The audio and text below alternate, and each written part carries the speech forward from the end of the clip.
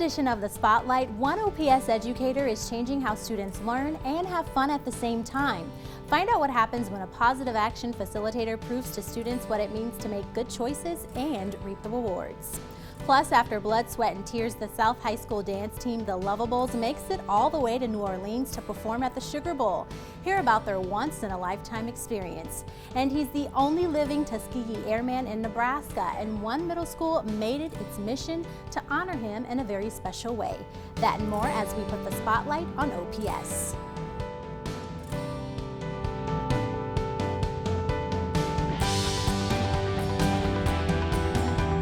Hi, I'm Dara Hogan with the Omaha Public Schools Office of District Communications. Thank you for joining us for this edition of The Spotlight.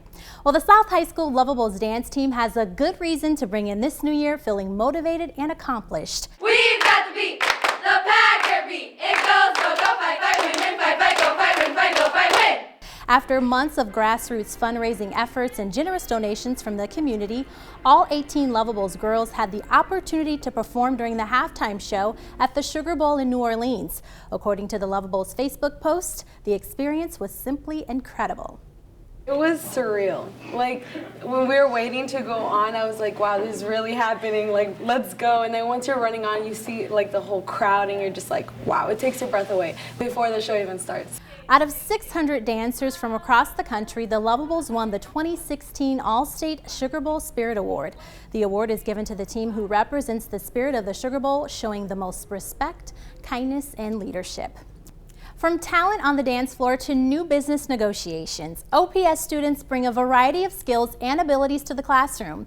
In a creative problem-solving competition, more than 70 students from all 12 OPS middle schools compete in a game called Think Tank. It's a competition in which students take on the role of employees of a prestigious business. Take a look as they put their creative minds to work.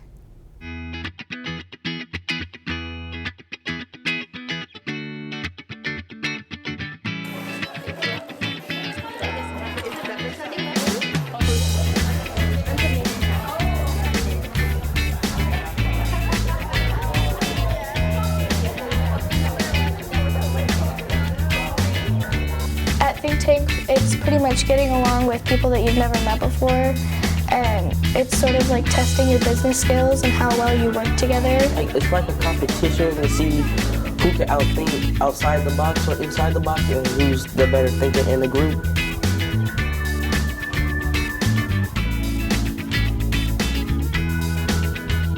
My company name was Creative Minds Combined. We came up with it as an idea of like thinking outside of the box, and so that every group member in our group has a creative mind, and so it's just the idea of us collaborating together. My company name is The Openers, and our logo is a box, and then out of the box is light, and so it's a yellow light with letters and numbers coming out. That stands for like the knowledge opening out of the box.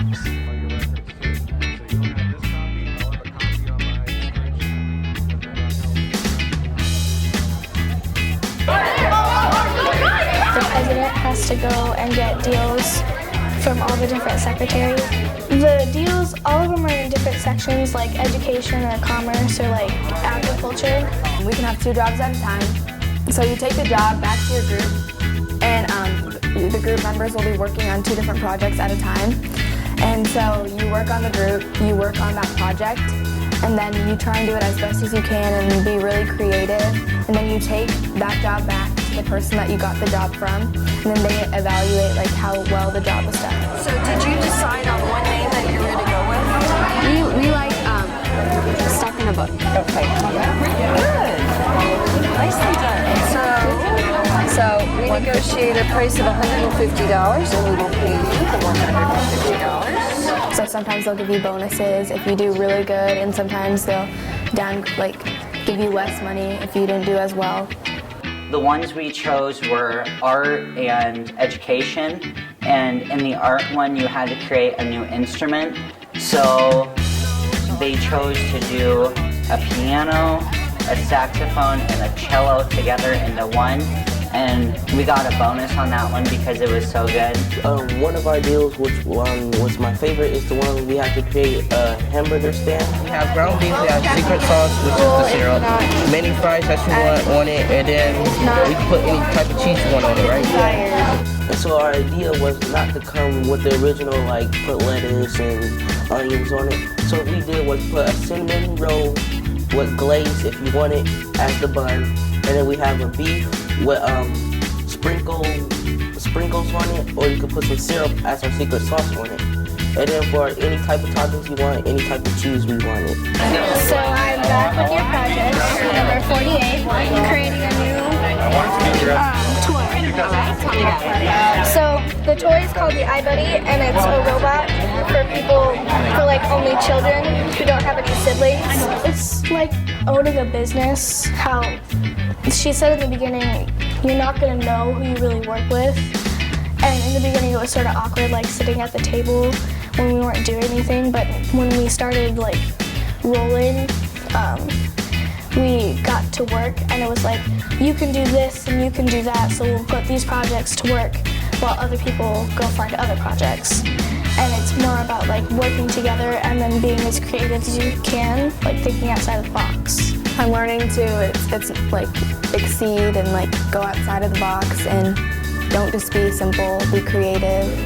We actually learning from each other, think of our minds out loud, saying we should do this or we're not sure going to do this, learning the difference between each other, meeting new friends from other schools. And then you're learning how to use your strengths to help a group. And then in that, you're learning how to be a leader and how to be a follower when you kind of need to be in those separate groups.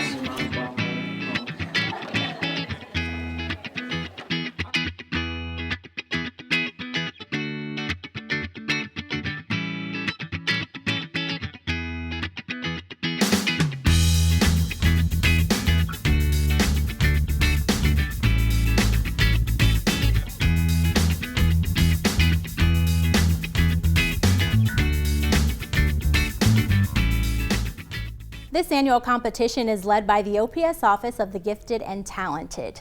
Well, the district is celebrating a milestone this 2016 school year. The Omaha Public Schools Junior Reserve Officer Training Corps is celebrating its 100th anniversary. JROTC was originally created as part of the National Defense Act of 1916, and the Omaha Public Schools was the first such program in the state of Nebraska to charter JROTC. OPS has 7 high school programs at Central, North, Benson, South, Burke, Bryan, and Northwest. And at Benson High School, students say the program has taught them how to become better leaders. Like everybody thinks it's, oh, you have to go into the armed forces after high school, or it's just about the Army, and it's not. It's about skills. Like there's an acronym, it's leadership, and JROTC helps you with leadership. That's what it helps you with. There are more than 1,000 OPS high school cadets enrolled in JROTC. Another special honor is due to the only living Tuskegee Airman in Nebraska. And what a better way than to honor someone and make them feel special on their birthday.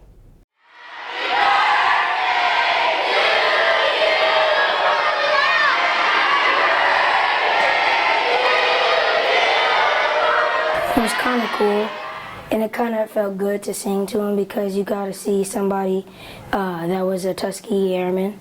The only living Tuskegee Airman in Nebraska, Robert D. Holtz, is honored with a happy birthday song and a party from students at Alphonsa Davis Middle School. Dear Mr. Holtz, I'm not trying to be rude, but I can't believe you're 91. And I can't believe you're the last Tuskegee Airman alive. Happy birthday. And it says, Love Davis Aviator, and then it has my name in parentheses. I think it takes a while for me to recognize and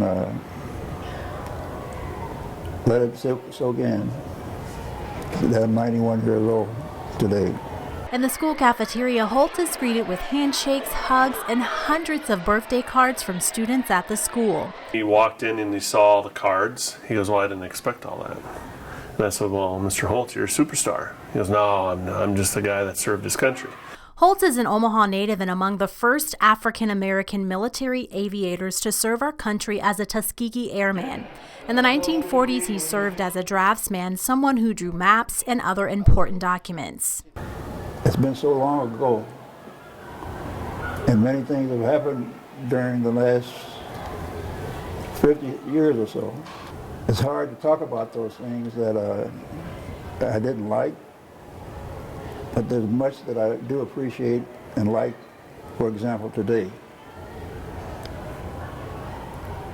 I've been treated royally today, and that's enough, all I can say. It's another day older, yet one filled with gratitude for Holtz. The celebration is also an important lesson and memorable one for students. I thought he felt proud of himself because he got to be a Tuskegee Airman and save the world.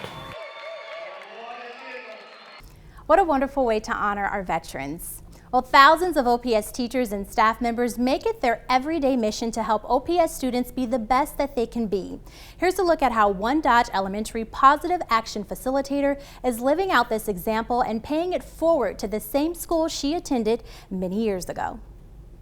I love to inspire. I think once you inspire people to be the very best that they can be, they'll go out and try to do that for you. They will try to reach those expectations. If you spend any time with Cindy Pierce, you'll quickly learn what it truly means to be driven and committed to a mission.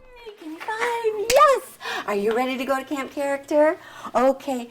You might call her the mom of Laura Dodge Elementary School. She works as the school's positive action facilitator. I assist students to helping them if they're having problems coping in the classroom or coping with anything, actually. We can talk about what's upsetting them or what kind of behaviors they're having, and then we work together to make better choices, and then hopefully when they leave here they can put those in practice once they're back in the classroom. Prior to working for OPS, Pierce served as the Vice President for Consumer Credit Counseling Service of Nebraska. She worked there for 32 years before changing career paths to return to her roots. Well, I started at Dodge Elementary before the building here was actually built. We were in the cottages just down the block across from the swimming pool right over here. And I went there in 3rd and 4th grade. That was in 1961 and 62. When the building was completed in 1964, Pierce recalls what Dodge was like back then. So I was one of the first 6th grade classes, and my classroom was just right down the hallway down there, and I remember it so well, lining up for recess and then going in the cafeteria and all the kids, and it was a brand new building and we were all so excited to be here. Fast forward to more than 50 years later, Pierce now walks the halls of Dodge Elementary School, pulling kids from their classrooms to the Camp Character office for moments like this. You have to be so proud. Can you pat yourself on the back? I knew it. A program that I've developed, it's called the Cool Cat program, and what we do with the Cool Cats is the teacher recognizes them for being respectful and responsible, fair, and having good citizenship or whatever it takes for good character traits. In some cases, a few students are recognized with a Cool Star and free time to play basketball for their good behavior. But in this case, an entire classroom is rewarded. So we have so much fun in here recognizing them for their outstanding behavior rather than looking at the negative. I always want to look at the positive, and so that's why I developed the Cool Cat program. Pierce also implemented other projects like the Dodge Kindness Program, where students practice caring for others and can become kindness ambassadors for the school. It's a wonderful way of teaching kids empathy. Character Cool Cat bulletin board, okay? Every school needs a cheerleader, and for Dodge Elementary School, Cindy Pierce is just that. My love of people. I just have a genuine care and love for everyone I come in contact with, because in every person there's just so much goodness, and once that torch is lit inside them, to watch that goodness come out is amazing. It's just amazing. It's always encouraging to see an educator living out their passion and motivating students to reach their highest potential.